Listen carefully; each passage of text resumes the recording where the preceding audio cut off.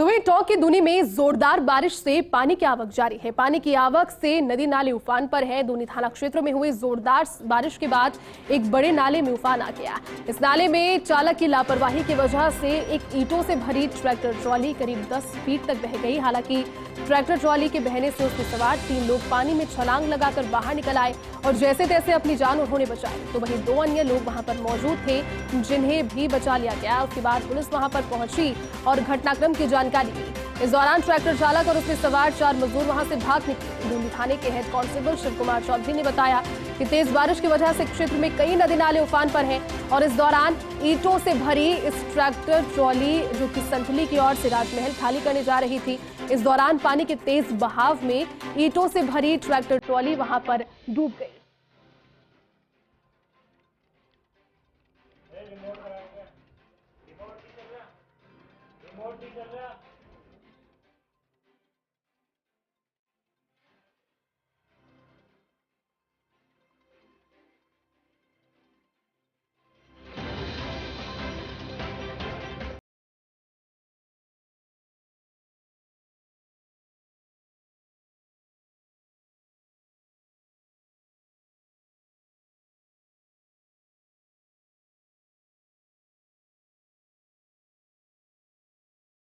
और तस्वीरें जो फर्स्ट इंडिया पर सुपर एक्सक्लूसिव आप देख रहे हैं, 4 लोग वहां पर सवार थे लेकिन चारों को बचा लिया गया है और कहीं ना कहीं अगर समय रहते उन्हें बचाया नहीं जाता तो आप तस्वीरें देखकर अंदाजा लगाइए। पानी का उफान अपने पूरे चरम पर है और पानी में ये लोग बह भी सकते थे लेकिन चालक सहित 3 लोग जिन्होंने वहां पर अपनी जान बचा ली।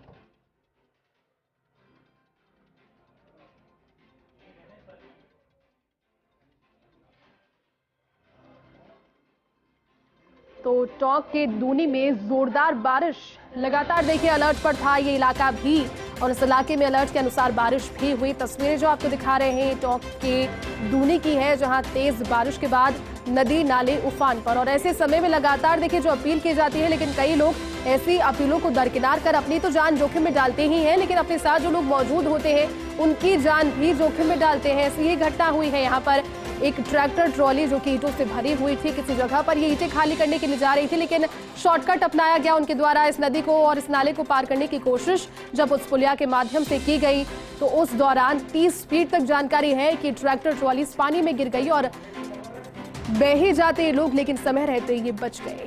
पूरी जानकारी के साथ में सहयोगी मनोज इस वक्त हमारे साथ टोंक से फोन लाइन पर जुट गए। मनोज, देखिए लापरवाही का नतीजा उठाना पड़ सकता था इन 4 लोगों को जो ट्रैक्टर ट्रॉली के साथ पानी में बह गए थे लेकिन समय रहते बचा लिया गया है। क्या ये घटना रही, पुलिस क्या कह रही है इस पर और क्या जानकारी इसको लेकर? जी बिल्कुल बताना चाहूंगा, जरा सी लापरवाही मानव जीवन को खतरे में डाल सकती है और जो टीवी स्क्रीन पर तस्वीरें दिखाई दे रही हैं वो दूनी क्षेत्र की हैं जहां पर पानी के बहाव में ईंटों से भरी हुई ट्रैक्टर ट्रॉली को पार करते समय कह सकते हैं कि चालक की बहुत बड़ी चूक और गलती रही है जिसने 5 जिंदगियों को यहां पर खतरे में डाल दिया। और जैसे ही ट्रैक्टर पानी में गया तो ट्रैक्टर में से ट्रॉली बिल्कुल अलग हो गई और ट्रैक्टर बहता हुआ चला गया। ट्रैक्टर में 3 लोग बैठे हुए थे, वो भी पानी के साथ बहते हुए चले गए। तभी जो तीनों व्यक्ति ट्रैक्टर पर बैठे थे उनको तैरना आता था तो वो तो तैरते हुए नदी पार करके किनारे पर आ गए लेकिन जो ट्रॉली में 2 लोग मजदूर बैठे हुए थे उन पर तैरना नहीं आता था।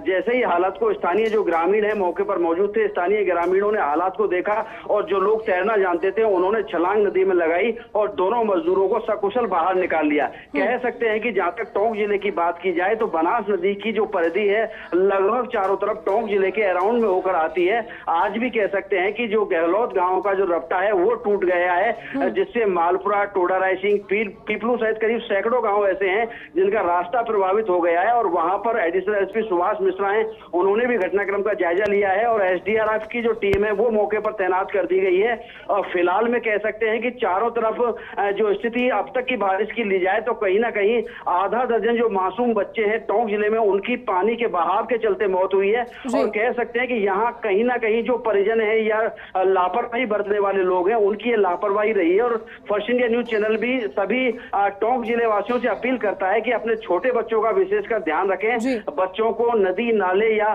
जहाँ ठहरा हुआ पानी है वहां नहाने ना जाने दें और ऐसे जो हादसे ट्रैक्टर चालक की लापरवाही की वजह से देखे हैं ऐसी लापरवाही भी नहीं देखी जाए। जी बिल्कुल मनोज, आप ठीक कह रहे हैं। स्पेशली बच्चों के लिए ऐसे समय में ज्यादा सीरियसनेस बरतें। जिस जगह बारिश का पानी इकट्ठा हो गया है, जो गड्ढे हैं उनसे दूर उन्हें रखें और उन पर नजर बनाए रखें। लेकिन मनोज, एक सवाल ये भी उठता है कि जब ये ट्रैक्टर चालक पूरी ट्रॉली के साथ उस पुल को पार करने की, नदी को पार करने की कोशिश कर रहा था, उसके साथ 3 अन्य लोग मौजूद थे, लेकिन जब ये घटना हुई और पुलिस जहां पहुंची तो क्या पुलिस को वहां पर वो मिले, कुछ जानकारी दी? क्योंकि जानकारी पहले ऐसे सामने आई कि पुलिस के आने की सूचना से वहां से भाग निकले थे वो, उसके बाद क्या कोई कार्रवाई हुई?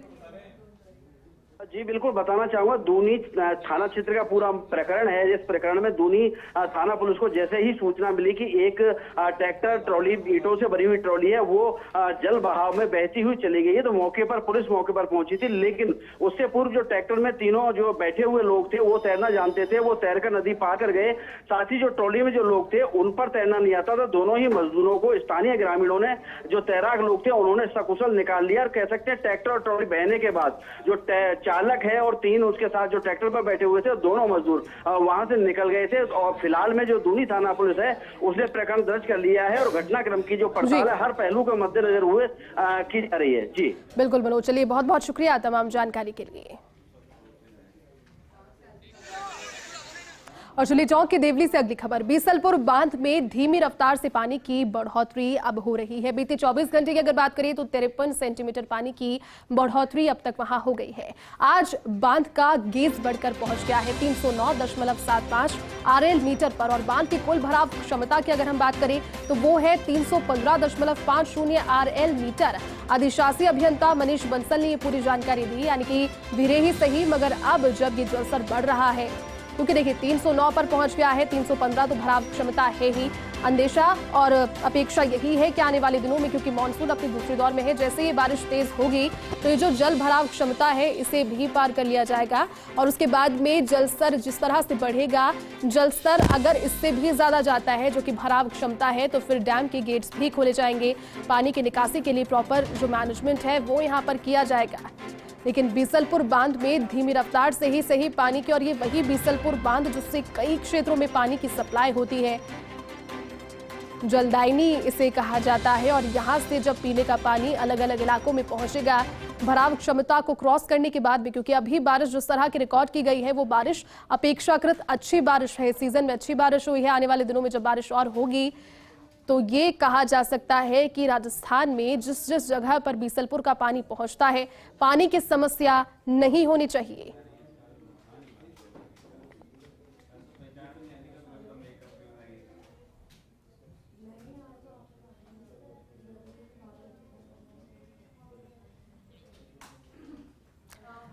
चलिए धीमी रफ्तार से ही सही, लेकिन अच्छी बात यह है कि पानी की बढ़ोतरी हो रही है। बीते 24 घंटे में ही 53 एमएम पानी वहां पर आया है। बीसलपुर बांध में धीमी रफ्तार से पानी बढ़ा, लेकिन 53 सीएम पानी की बढ़ोतरी बीते 24 घंटे में हुई है, यानी कि एक अच्छा संकेत। इस लिहाज से भी कई जगहों पर पानी की सप्लाई, अगर पानी यहाँ पर अच्छा रहा, जलस्तर अगर यहाँ पर ठीक रहा और अपेक्षाकृत यहाँ पर वैसी ही बारिश के बाद में जल भरता रहा जैसे कि मौसम विभाग ने अलर्ट के जरिए बातें कही है, तो आने वाले दिनों में पानी की समस्या से काफ़ी हद तक निजात मिल सकता है। यानी कि जो सप्लाई है पानी की वो सुचारू रह पाएगी, पानी की